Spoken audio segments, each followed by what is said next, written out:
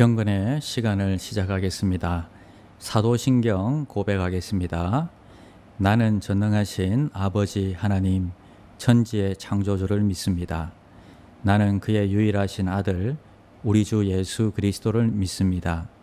그는 성령으로 잉태되어 동정녀 마리아에게서 나시고 본디오 빌라도에게 고난을 받아 십자가에 못 박혀 죽으시고 장사된 지 사흘 만에 죽은 자 가운데서 다시 살아나셨으며 하늘에 오르시어 전능하신 아버지의 하나님 우편에 앉아 계시다가 거기로부터 살아있는 자와 죽은 자를 심판하러 오십니다. 나는 성령을 믿으며 거룩한 공교회와 성도의 교제와 죄를 용서받는 것과 몸의 부활과 영생을 믿습니다. 아멘.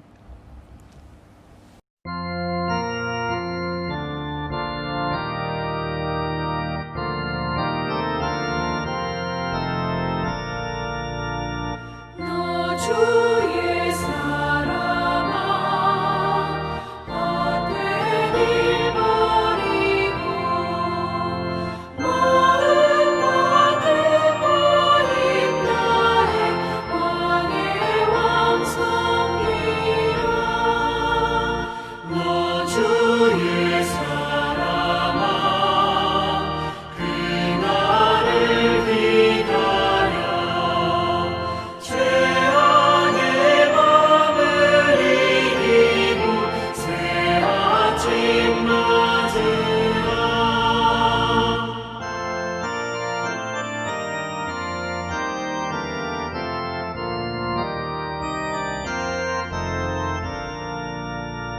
너 주의 사랑아 교회는 부른다.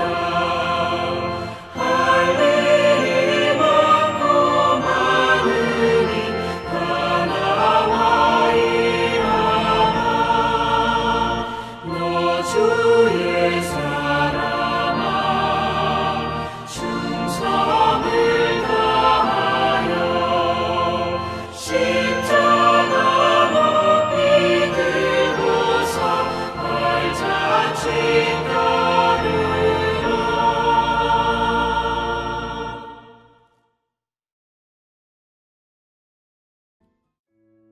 7월 13일 오늘의 말씀은 이사야 3장 1절에서 12절입니다.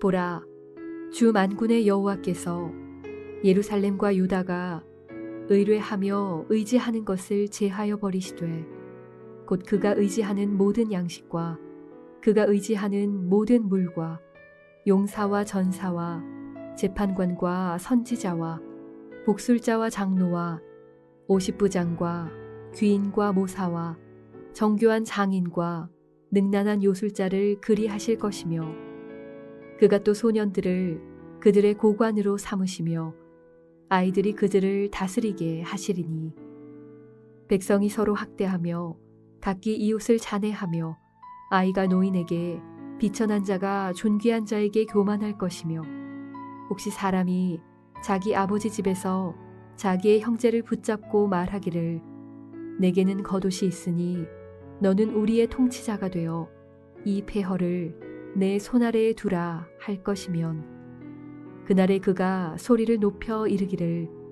나는 고치는 자가 되지 아니하겠노라.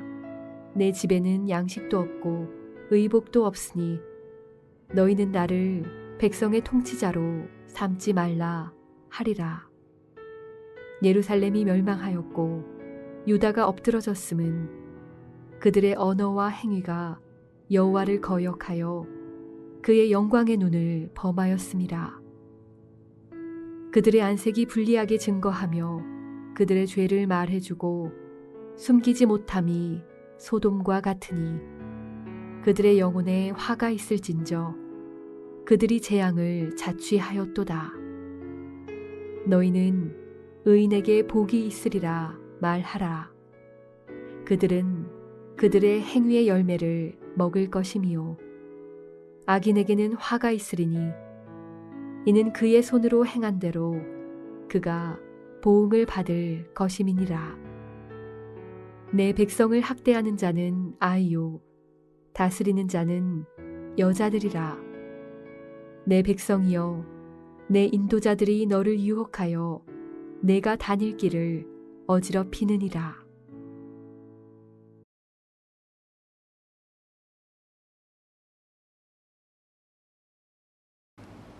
샬롬, 반갑습니다. 오늘도 참으로 좋은 날입니다. 주님의 은혜가 여러분들과 함께 하시기를 축원드립니다. 오늘 우리에게 주시는 하나님 말씀은 이사야 3장 말씀으로 하나님 안에서 헛된 수고는 없습니다 라는 제목으로 함께 하나님의 말씀 나누겠습니다. 하나님 안에서 헛된 수고는 없습니다. 자, 이사야는 심판이 다가오리라는 것을 선언한 후에 구체적으로 예루살렘의 죄를 선포합니다. 하나님께서는 이 유다와 예루살렘의 교만 때문에 그들이 의지하는 모든 것을 제하여 버리시겠다고 말씀하십니다. 첫 번째는 그들의 물과 양식이었습니다. 1절에 보니까 보라, 주 만군의 여호와께서 예루살렘과 유다가 의뢰하며 의지하는 것을 제하여 버리시되 곧 그가 의지하는 모든 양식과 그가 의지하는 모든 물과. 첫 번째로 그들이 의지하고 있는 것을 제하여 버리시는데 물과 양식이었습니다. 생존을 위해서는 최소한의 음식과 또 물이 필요하겠죠. 그런데 이스라엘 백성들은 하나님보다 이것들을 더 의지하고 있었던 것 같습니다. 그래서 하나님께서는 어떤 방법인지는 모르지만 가뭄을 통해서든지 아니면 다른 방법을 통해서든지 그들의 음식과 그들의 물을 먹을 수 없도록, 그리고 아니면 다 남들에게 빼앗기도록 그렇게 만드셨던 것입니다. 자, 그들의 생존에 절대적으로 필요한 것이 없어졌을 때에 어떤 일들이 있었을까요? 아마 그들은 이것만 의지하고 있으면 죽을 염려는 없다고 안심하고 있었을 것인데 그것마저도 사라져버리고 만 것입니다. 2절과 3절에 보면 군사적으로, 정치적으로, 또 영적인 지도자와 산업 기술자들을 하나님께서 없애시겠다고 말씀하십니다. 2절에 용사와 전사와 재판관과 또 선지자와 복술자와 장로와 50부장과 귀인과 모사와 정교한 장인과 능란한 요술자를 그리하실 것이며, 군사적으로, 정치적으로, 또 지도자들과 산업기술자들을, 정말 중요한 사람들을 하나님께서 아마 포로로 잡혀가게 하실 것 같습니다. 그래서 이처럼 국가에 아주 꼭 필요한 사람들이 없어지게 되는 것입니다. 4절에는 그가 또 소년들을 그들의 고관으로 삼으시며 아이들이 그들을 다스리게 하시리니. 백성들 가운데서 어른들과 일할 수 있는 사람들, 또 나이 든 사람들을 다 잡아가 버리니까 아이들만 남겠죠. 그래서 하나님의 벌은 존경하고 따를 만한 지도자가 사라지는 것입니다. 자격 없이 아이들과 같이 지혜가 없는 사람들, 이런 사람들이 통치자로 나설 것을 말씀하고 있는 것입니다. 여러분, 존경할 만한 지도자가 사라진다 하는 것은 그것만큼 정말 두려운 일이 없을 것입니다. 자, 오늘 우리 사회는 어떤지 우리가 우리 자신을 한번 돌아봐야 되겠습니다. 6절 말씀을 보겠습니다.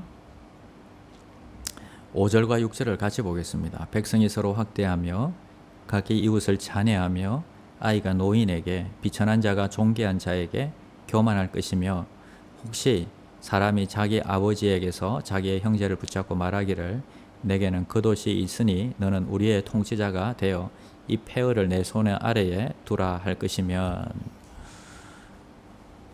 하나님께서는요, 무정부 상태가 되게 하시는데요, 백성들이 서로 학대하고 이웃을 잔해하고 아이가 노인에게 대들고요, 존귀한 자가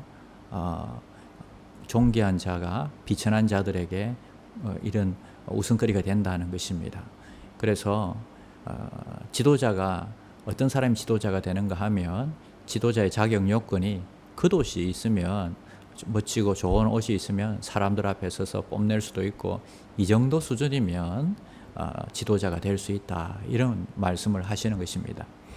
이처럼 정말 무정부 상태이고 하나님이 정말 이들을 정말 사랑하시는지 우리가 의아해할 정도로 이런 상태가 될 것이다 하는 것입니다. 자, 8절 말씀 보겠습니다.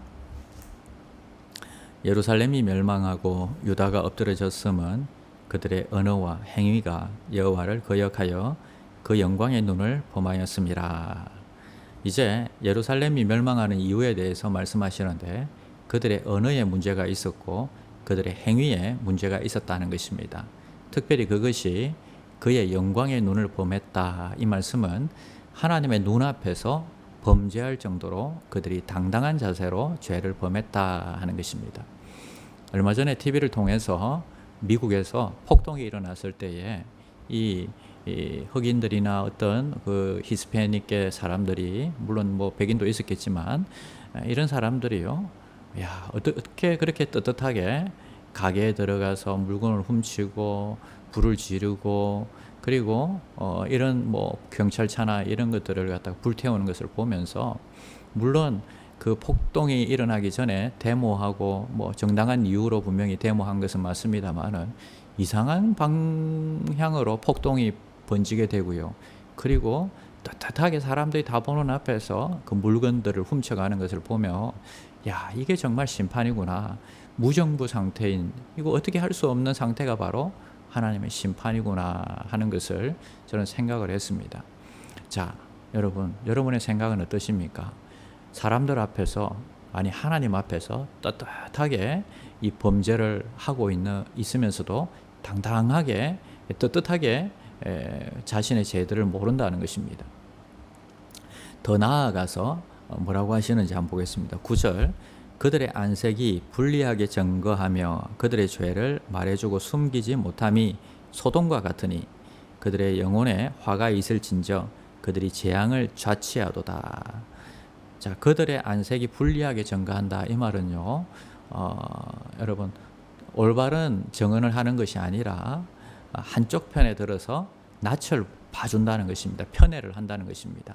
그런데 안색이 하나 변하지 않고 증거함으로 영혼이 마비되어 있는 상태를 안색이 불리하게 증거한다, 이렇게 말씀하십니다. 부끄러움을 모르고 안색 하나 바뀌지 않고 거짓말을 하고 남의 편을 들어준다는 것입니다. 조선시대에는 어떤 행위를 해도 부끄러움을 느끼지 못하는 사람이 두 종류의 사람이 있었습니다. 첫 번째는 왕이고요, 거지였다고 합니다. 이들을 두고 무치계급이라고 했습니다. 죄에 대한 가책을 전혀 느끼지 못하기 때문에 심판이 임하게 되는 것입니다. 여러분, 죄를 깨닫지 못하기 때문에 회개하지 못하고요, 결국은 심판 가운데 떨어지게 되는 것입니다. 우리는 양심의 화인 맞아서 정말 우리가 이 죄에 대해서 정말 둔감해지고, 그리고 죄에 대해서 아무렇지 않게 여기는 것을 우리는 굉장히 두려워해야 됩니다. 내 양심의 가책이 느껴지고 미안하고, 아이고 그것 때문에 잠 못 이루고, 이것들이 오히려 건강한 자아다 하는 것입니다. 건강한 영혼이다 하는 것입니다. 10절과 11절 말씀을 보겠습니다. 너희는 의인에게 복이 있으리라 말하라. 그들은 그들의 행위의 열매를 먹을 것이며 악인에게는 화가 있으리니 이는 그의 손으로 행한 대로 그가 보응을 받을 것임이니라.